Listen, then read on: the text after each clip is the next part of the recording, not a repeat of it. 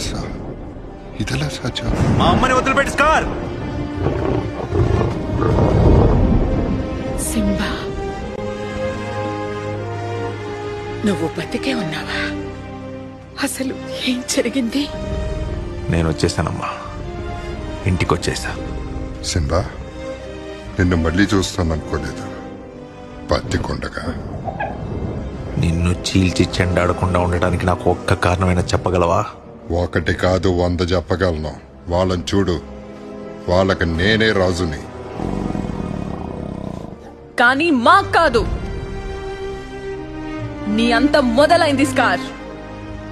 సింబానే అసలైన రాజు. నువ్వతన్ని ఏం చేయాలన్నా మమ్మల్ని దాటి వెళ్ళాలి. సింహాలు పోరుకి సిద్ధమా?